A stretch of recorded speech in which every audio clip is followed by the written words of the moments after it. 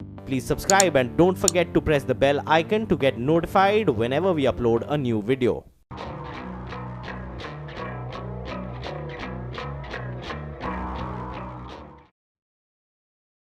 भारत का सबसे बड़ा दुश्मन है हाफिज सईद, जो पाकिस्तान की पनाह में नजरबंद है।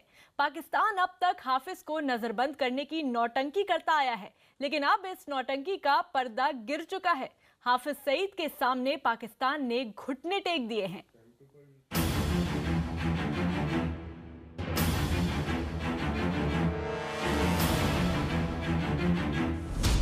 दुनिया का मोस्ट वांटेड आतंकी। सुन, अगर तू पानी बंद करेगा, इंशाअल्लाह हम तेरी सांस बंद करेंगे। इन दरियाओं में फिर खून बहेगा।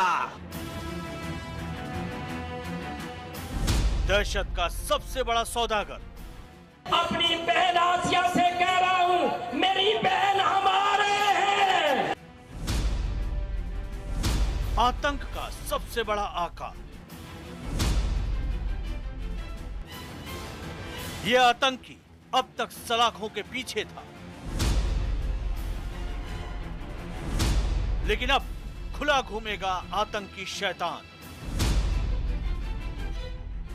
जिन कश्मीरी मुजाहिदीन ने तुम्हारे फौजियों के टुकड़े किए, यही मुजाहिदीन कल इंशाअल्लाह इंडिया के टुकड़े करके फिर खुलकर फैलाएगा दहशत का कारोबार। अमेरिका और इंडिया के दोनों मुल्क मुज़ाकरात किस मसले पर कर रहे हैं? पाकिस्तान का एटम बम दुनिया के लिए सबसे बड़ा खतरा है, या पाकिस्तान से एटम बम छीन लो। जल्द ही हाफिज सईद के इशारों पर फिर से पाकिस्तान के जनरल और कर्नल नाचेंगे, क्योंकि पाकिस्तान ने हाफिज से डरकर उसे बाहर लाने की तैयारी कर ली है। पाकिस्तान भले ही आतंकवादियों को पनाह देने के आरोपों को खारिज करता हो, लेकिन उसका दोहरा चेहरा एक बार फिर सामने आ गया है।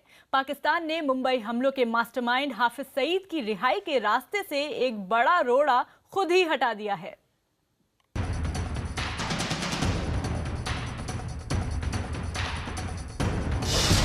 आतंक का सबसे बड़ा सरगना, आतंकवादियों का सबसे बड़ा सिरमौर, भारत का सबसे बड़ा गुनहगार, 166 भारतीयों की हत्या का साजिशकर्ता। हाफिज सईद पर पाकिस्तान की सरकार फिर मेहरबान हो गई है। हाफिज के सामने पाकिस्तान ने टेके घुटने। हाफिज सईद की नजरबंदी हटा रहा है पाकिस्तान। हाफिज के सिर से हटाएं आतंकवाद के आरोप। आतंकवाद के मुद्दे पर पाकिस्तानी हुक्मरान फिर बेनकाब हो गए हैं। पाकिस्तान में नजरबंद चल रहे आतंकी संगठन जमात उल दावा के प्रमुख हाफिज सईद की रिहाई का फरमान आ चुका है। मुंबई हमले के अलावा भारत में कई आतंकी साजिश रचने वाले हाफिज की रिहाई के लिए पाकिस्तान सरकार ने रास्ता साफ कर दिया है।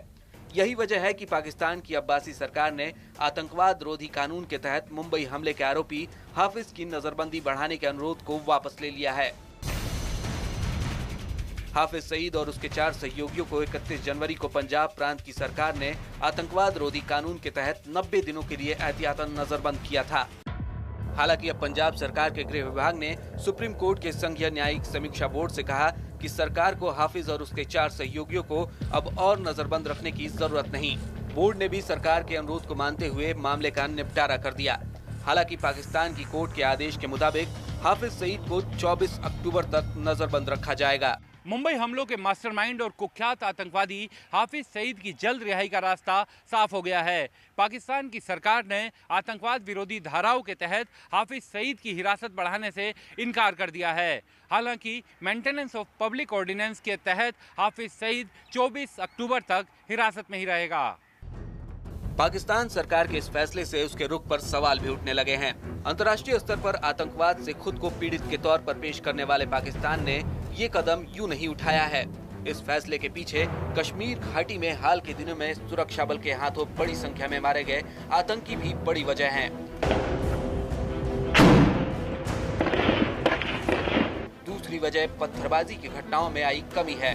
फंडिंग मामले में अलगाववादी नेताओं पर एनआईए का कसता शिकंजा भी तीसरी बड़ी वजह है। हालांकि रक्षा विशेषज्ञ इसे आतंकवाद के मुद्दे पर पूरी दुनिया को एकजुट करने में जुटे भारत के पास एक मौके की तरह देख रहे हैं। पाकिस्तान की जो सिविल हुकूमत है और पाकिस्तान की जुडिशरी की हिम्मत ही नहीं हाफिज सईद और उसके कॉम्प्लिसेस के खिलाफ कोई भी कार्रवाई करने की, क्योंकि उसको हर प्रकार से पाकिस्तान की ऑल पावरफुल मिलिट्री और आईएसआई की शय है। कश्मीर घाटी में मासूमों का खून बहाने में जुटे आतंकियों की आर्थिक मदद करने वाले हाफिज सईद पर पाकिस्तान के मेहरबान होने की एक और खास वजह है। हाल के दिनों में भारत पाकिस्तान सीमा पर भारतीय सुरक्षा की चौकसी की वजह से पाकिस्तान समर्थित आतंकियों की घुसपैठ पहले से मुश्किल हो गई, जिसकी वजह से पाकिस्तान अपने मंसूबों में कामयाब नहीं हो पा रहा। यही वजह है कि पाकिस्तान की नजरें इनायत कश्मीर घाटी में मौजूद मौकापरस्त अलगाववादी नेताओं पर बनी रहती है और उनको अपने इशारों पर नचाने के लिए हाफिज सईद जैसे आतंक के चेहरों की जरूरत पड़ती है। एनआईए की जांच में भी हाफिज सईद और हुर्रियत नेताओं का कनेक्शन सामने आ चुका है। गिरफ्तार अलगाववादी नेताओं की जांच के दौरान एनआईए के हाथ कई अहम जानकारियां लगी हैं। सूत्रों के मुताबिक हाफिज सईद अलगाववादियों के संपर्क में था। पत्थरबाजों को पैसे पहुंचाने के लिए ये सीधा अलगाववादियों को निर्देश देता था। टेरर फंडिंग के आरोप में गिरफ्तार किए गए शब्बीर शाह ने हाफिज से संपर्क की बात भी स्वीकार की थी। इसके अलावा दिल्ली और कश्मीर के 100 व्यापारियों पर भी हाफिज से संपर्क रखने का शक है। एक तो हम आतंकवादियों को खत्म कर रहे हैं, दूसरा जो आतंकवादियों को सपोर्ट देते थे, शय देते थे, पैसा देते थे, जो थे पत्थरबाजी कराते थे, हुर्रियत के ऊपर भी शिकंजा हर दिन कसा जा रहा है। अलकायदा, तालिबान सबको ट्राई कर चुका है। तो उसको लगता है कि अभी हाफिज सईद को छोड़ा जाए ताकि आतंकवाद को कश्मीर में दोबारा बढ़ाया जाए।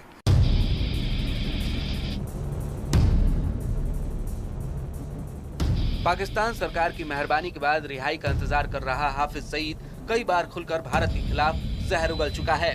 पाकिस्तान सरकार और सेना की नाक के नीचे वो खुलेआम कश्मीर घाटी में हिंसा में शामिल आतंकियों की तारीफ कर चुका है। इस दौरान कश्मीर घाटी के युवाओं को बरगलाने के लिए ऐसे आतंकियों को आजादी का लड़ाका भी बता चुका है। 8 जुलाई को सुरक्षा बलों के हाथों मारे गए हिजबुल मुजाहिदीन के आतंकी बुरहान वानी और हाफिज सईद के बीच बातचीत का एक ऑडियो क्लिप भी सामने आया था। इस ऑडियो क्लिप के बाद ये बात साफ हो गई थी कि बुरहान हाफिज के संपर्क में था। वो हाफिज के ही कहने पर घाटी में आतंकवाद को बढ़ावा देने में जुटा था। इस ऑडियो क्लिप में आतंकी बुरहान आतंकवाद फैलाने के लिए हाफिज से हथियारों और पैसों की मदद मांग रहा था।